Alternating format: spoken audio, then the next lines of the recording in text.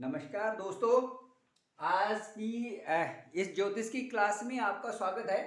और आज मैं आपको ये बताना चाहूँगा कि जो प्लैनेट्स होते हैं वो अपनी पोजीशन उनकी कहाँ पर जो है एग्जाल्टेड होती है और कहाँ पर वो डेबिलिटेशन होते हैं।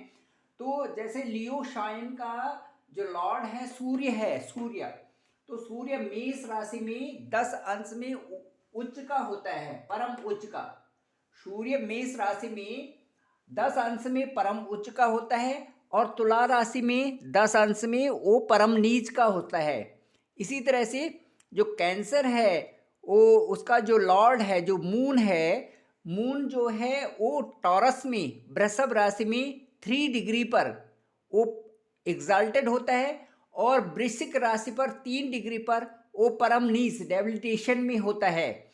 इसी तरह से हम जो एरीज और स्कॉर्पियो, इनका जो लॉर्ड है मंगल है, मार्स है, ये आप देखेंगे कि मकर राशि में जो कैप्रिकॉर्न है उसमें 28 डिग्री पर परम उच्च का होता है और कैंसर कर्क राशि में ये 28 डिग्री पर परम नीच का होता है।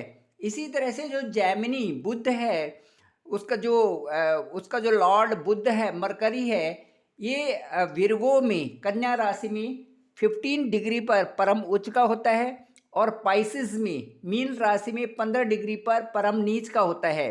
इसी तरह से सेजिटेरियस और जो पाइसिस हैं, इनका जो लॉर्ड है जुपिटर गुरु, ये कैंसर में कर्क राशि में 5 डिग्री पर ये एग्जाल्टेड होता है और कैप्रिकॉर्न मकर राशि में ये 5 डिग्री पर परम नीच होता है। इस तरह से टॉरस और लिब्रा जो साइन है, इनका जो लॉर्ड है वीनस जो है वो पाइसिस में 27 डिग्री पर, मीन राशि में 27 डिग्री पर परम उच्च का होता है और विर्गो कन्या राशि में 27 डिग्री पर ये जो है सबसे नीच का परम नीच होता है। इसके बाद जो कैप्रिकॉर्न और एक्वेरियस है, इनका जो लॉर्ड है जो शनि है, सैटर्न है, ये लिब्रा में 20 डिग्री पर 20 अंश पर परम उच्च का होता है और मेष एरीज में ये 20 डिग्री पर परम नीच का होता है। तो जो ग्रह अपनी अपनी उच्च राशि में और मित्र राशि में ये स्वर राशि में जब भी कोई ग्रह बैठते हैं तो वो अच्छा फल देते हैं। मित्र उच्च राशि में हो या अपनी मित्र राशि में हो या स्वर राशि में हो तो उसमें अच्छा फल देते हैं। अब देखिए जैसे मेष है, यहाँ पर 1 लिखते हैं और इसका जो लॉर्ड है ये है मेष, जो है मेष राशि में 10 डिग्री पर यदि सूर्य है, यहाँ पे सन है और 10 डिग्री है इसकी, तो ये यहाँ पर उच्च का होता है। तो इसी तरह से जो अपनी राशि में होता है, जैसे यहाँ पर हम यहाँ पर लिखते हैं 6 और 6 यहाँ पर लिखते हैं हम बिरगो ये कन्या राशि है। यहाँ पे कन्या राशि में देखते हैं हम कि जो जैमिनी बुध होता है, बुध ये उच्च का होता है, उच्च का इसमें जो जो आप ये देख रहे हैं। तो इसी तरह से जो भी प्लेनेट अपनी उच्च राशि में बैठे होते हैं या मित्र राशि में होते हैं या अपनी राशि में होते हैं, वो अपनी दशा और अंतर्दशा के आने पर अच्छा फल देते हैं। इसके ठीक विपरीत यदि जो प्लेनेट हैं वो नीच राशि में, शत्रु राशि में या विपरीत फल देना शुरू कर देते हैं। अब देखिए कुछ कुंडली के कुछ सिद्धांत मैं आपको बताऊंगा एंड ये जो सिद्धांत हैं वो किस तरह से जो है कुंडली में आप अपनी कुंडली निकालिए, उसमें देख सकते हैं जो भी कोई भी प्लेनेट होता है वो अपनी स्वयं की दशा और स्वयं की अंतर्दशाओं से ज़्यादा फल वो उसमें देते हैं जो उनके साथ ग्रह बैठे होते हैं। जो प्लेनेट उनके साथ में जो दशा और अंतर्दशा जो आती है उसमें वो उनकी उन ग्रहों की अंतर्दशाओं में वो अच्छा फल देते हैं जो कि उनके साथ में होते हैं। ग्रह शुभ तथा अशुभ फल, और वो जिनके साथ में हैं वो यदि शुभ ग्रह हैं तो वो शुभ फल देंगे और यदि वो अशुभ ग्रह हैं उनके साथ में बैठे हुए तो वो अशुभ फल देते हैं।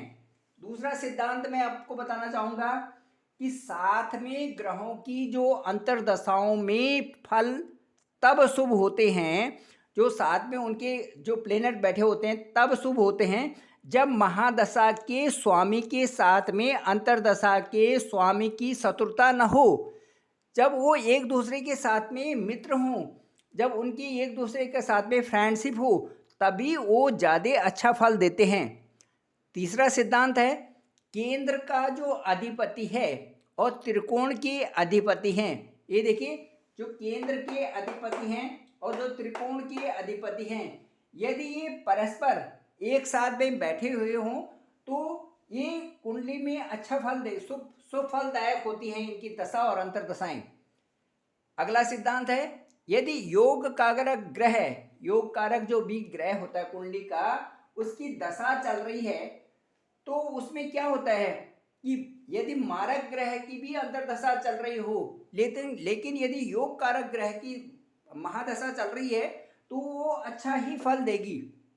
उसके साथ भी यदि अंतर्दशा किसी मारक ग्रह की भी हो तो भी उसका शुभ फल जो है महादशा का वो कम नहीं होगा, उसमें बढ़ोतरी होगी।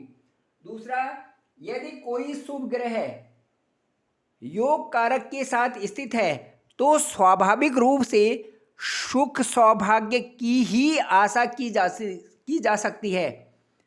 अगला सिद्धांत, राहु और केतु यदि त्रिकोण में हो तो विशेष करके यदि पंचम और नवम स्थान जो त्रिकोण के स्थान माने जाते हैं, तो हमेशा योग कारक ग्रह की दशा में उनकी अंतर्दशा का फल भी शुभ फल ही होता है।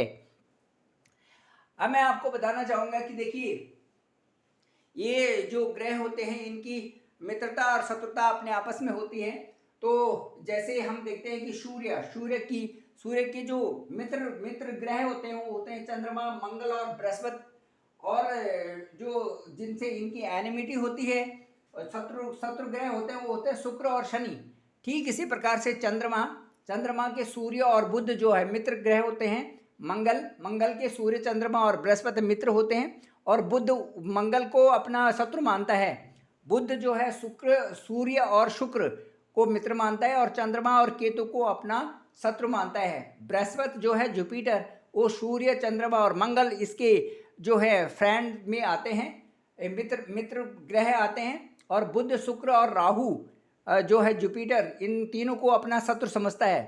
शुक्र जो है, वीनस जो है, इसमें जो बुध है, जैमिनी है, सैटर्न है, राहु है, बुध, शनि और राहु ये इनके मित्र होते हैं। और सूर्य और चंद्र इनको ये जो वीनस है ये शत्रु मानते हैं।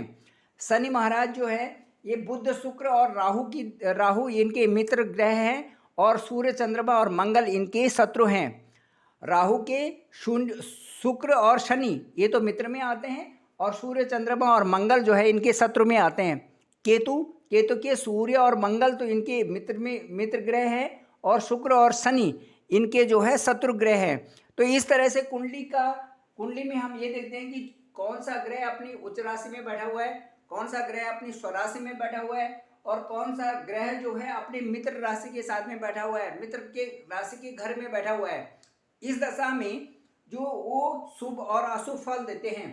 तो कुंडली का जब भी प्रेडिक्शन करना हो उसमें ये चीज़ें देखनी एक प्रोसेस है।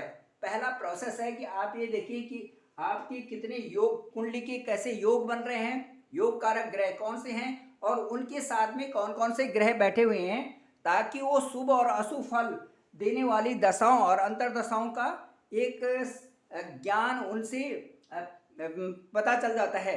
तो मैं आपको ये बताना चाहूँगा कि कुंडली का परस्पर जो as per these principles we can जज द कुंडली, और उसमें जो उनके हाउसेस हैं, हाउसेस में जो उनकी दशा महादशा जो चलती है, तो महादशा से ज़्यादा उनकी, जैसे शुक्र की महादशा चल रही है, शुक्र में शुक्र, और उसके बाद जो दशाएं अंतर्दशा में आएंगी, उसके बाद जो दशाएं आएंगी, या उनके शुक्र के साथ में जो भी प्लैनेट बैठे होते हैं उनकी अंतर्दशा में ज़्यादा अच्छा फल मिलने की संभावनाएं होती हैं।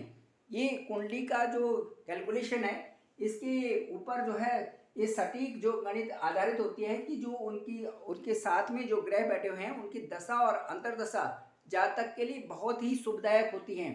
तो आज का आज का जो ज्योतिष का विषय है इतना ही। अब मैं अगली क्लास में आपको और इंटरेस्टिंग रूप से बताऊंगा कि किस तरह से जो ग्रहों का जो फल है, ये ग्रह अपनी दशा और अंतर्दशा में क्या फल देते हैं। तब तक के लिए नमस्कार। आप कुंडली इसी तरह से देखते रहिए और इसको लाइक करिए, शेयर करिए और सब्सक्राइब करिए ताकि और भी इंटरेस्टिंग वीडियोस आपके सामने लाई जा सकें। धन्यवाद।